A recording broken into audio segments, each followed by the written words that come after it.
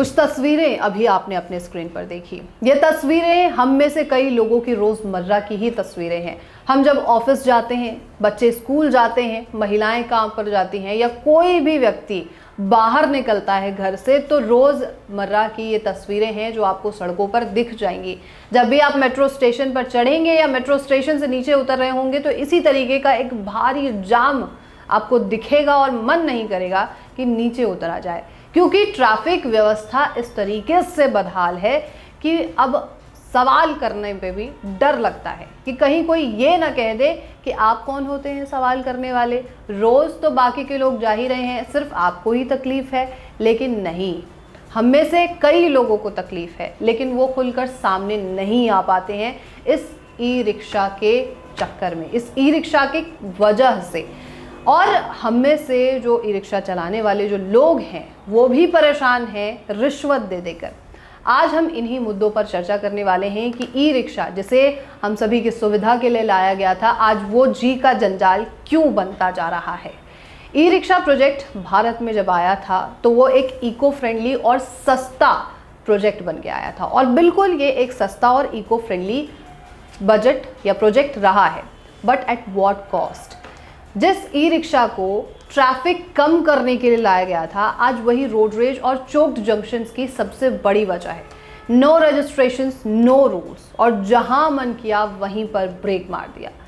सोचने वाली बात यह है कि क्या लाइफ सच में इजी हुई है इसकी वजह से, या फिर हमने बस एक नई तरीके की मुसीबत अपने गले बांध ली है। Let's find out. एक एक करके उन कारणों पे बात करेंगे, उन फैक्टर्स पे बात करेंगे जिनकी वजह से आज ये ई रिक्शा जी का जंजाल हो चुकी है।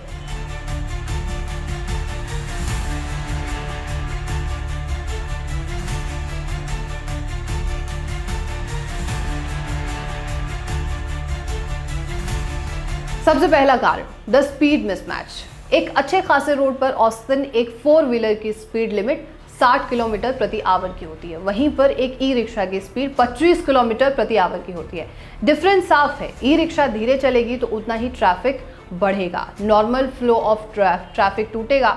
उसके ऊपर से रॉन्ग ड्राइविंग, गलत लेन में ड्राइव करना, सडन ब्रेक मारना, बैटरी का ऑफ हो जाना जैसी दिक्कतें सामने आती रहती हैं, जिसकी वजह से ट्रैफिक और तेजी से बढ़ता है।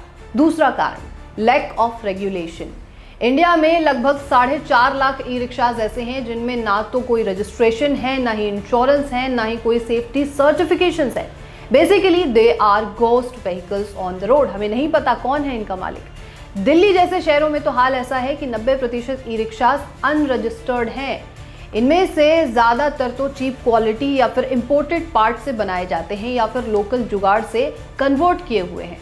जब ये कोई सेफ्टी फीचर्स ही नहीं फॉलो करते तो एक्सीडेंट के वक्त कौन जिम्मेदार होगा?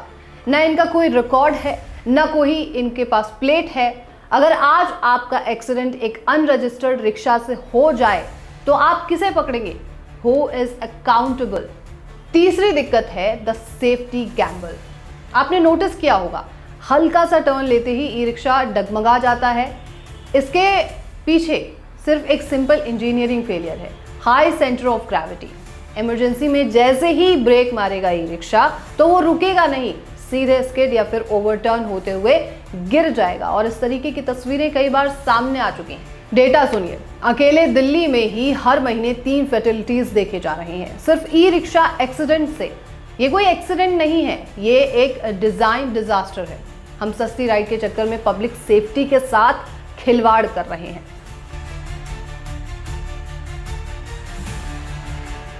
चौथी सबसे बड़ी दिक्कत है illegal charging hub. Green revolution के लिए बिजली चाहिए, पर यह बिजली आ कहां से रही है? आपको जान करके हैरानी होगी कि दिल्ली जैसे शहर में लगभग 60% ई रिक्शाज इलीगल पावर से चार्ज हो रहे हैं। इस बिजली चोरी की वजह से जितनी भी पावर कंपनीज हैं उन्हें हर साल 120 करोड़ रुपए का नुकसान हो रहा है। ये कोई छोटी मोटी चोरी नहीं है, ये एक पूरा अनऑर्गेनाइज्ड माफिया है। Local strongman illegal charging hub चलाते हैं जहां ड्राइवर से 200 से 300 रुपए डेली लेते हैं। यहाँ ना कोई सेफ्टी स्टैंडर्ड है, न फायर एक्सटिंग्विशर्स, और ऐसे में समस्याएं और तेजी से बढ़ती हैं।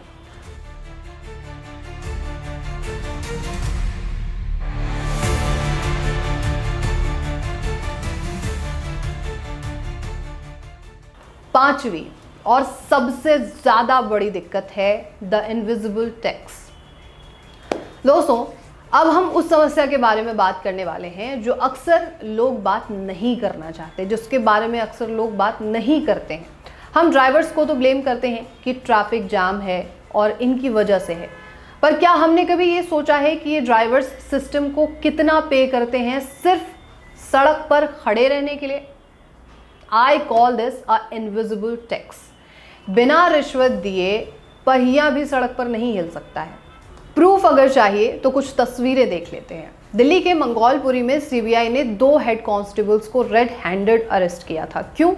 क्योंकि वो एक ई रिक्शा चार्जिंग और पार्किंग हब चलाने के बदले 50,000 रुपए की रिश्वत मांग रहे थे। ये सिर्फ एक केस नहीं है, और भी कई केसेस हमारे देश में अभी भी घूम रहे हैं। बुलंदशहर से लेकर के लखनऊ तक ऐसे वीडियोस वायरल हैं जहां पर traffic police openly entry fees ले रही है। It's very simple. अगर ड्राइवर हफ्ता देगा तो वो बीच सड़क पर भी खड़ा हो सकता है, और अगर नहीं देगा तो उसका चालान तो कटेगा ही कटेगा। और ऐसे में परेशानी सिर्फ और सिर्फ आम जनता को होती है, क्योंकि कोई भी प्रशासन, कोई भी व्यक्ति सुनने के लिए नहीं है, बताने के लिए नहीं है कि करना क्या है और इसका सॉल्यूशन क्या है। लेकिन हम आपको बताते हैं कि इसका सॉल्यूशन कैसे किया जा सकता है और गवर्नमेंट क्या कर सकती है।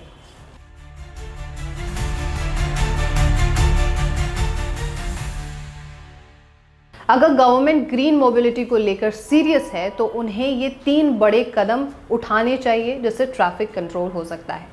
पहला, स्मार्ट ई रिक्शा स्टैंड्स बनाने चाहिए। सबसे पहले हमें चाहिए dedicated pickup and drop zones. आज ये ई रिक्शा मेट्रो स्टेशन के बाहर भीड़ इसलिए लगाते हैं क्योंकि उनके पास कोई भी डेजिग्नेटेड खड़े होने की जगह नहीं है। गवर्नमेंट को हर 500 मीटर पर ई स्टैंड बनाने चाहिए, जैसे कि बाहर के देशों में आमतौर पर होता आया हुआ है। No stand no parking, very simple. दूसरा, solar powered public charging hub. बिजली चोरी रोकने का एक ही तरीका है स्मार्ट चार्जिंग ग्रिड्स। गवर्नमेंट को solar power charging station install करने चाहिए जहां पर ड्राइवर्स प्रीपेड कार्ड या फिर यूपीआई से पे करके सस्ती बिजली ले सकें। जब लीगल रास्ता सस्ता और आसान होगा तो कोई भी इलीगल रास्ते पर क्यों जाएगा। तीसरा सबसे बड़ा रास्ता है डिजिटल रजिस्ट्रेशन एंड जोनिंग। हर शहर का एक सैचुरेशन पॉइंट होना चाहिए। गवर्नमेंट को जोनिंग करनी होगी। एक फिक्स नंबर होना चाहिए कि इस एरिया में इतने ही ई रिक्शास चलेंगे। और सबसे इम्पॉर्टेंट, डिजिटल क्यूआर कोड। हर रिक्शा पर एक बड़ा क्यूआर कोड होना चाहिए जिससे स्कैन करते ही पता चले कि ड्राइवर का नाम क्या है, उसके पास लाइसेंस है या नहीं है, इंश्योरेंस है या नहीं है। ट्रांसपेरेंसी करप्शन को रोक सकती है। तो ये 3 का जो सॉल्यूशन है वो गवर्नमेंट को अपनाने चाहिए जिससे कि ये ई रिक्शा की जो दिक्कत है वो ख़त्म हो सके। अगर आपके शहर में या आपके इलाके में भी आप ई रिक्शा से परेशान हैं, ई रिक्शा के ट्रैफिक से परेशान हैं और हफ्ता वसूलते हुए अगर किसी को देखते हैं तो उनके प्रोग्राम्स, उनके वीडियो शूट करके आप हमें भेजिए और उसे हम आगे तक पहुंचाने की कोशिश करेंगे।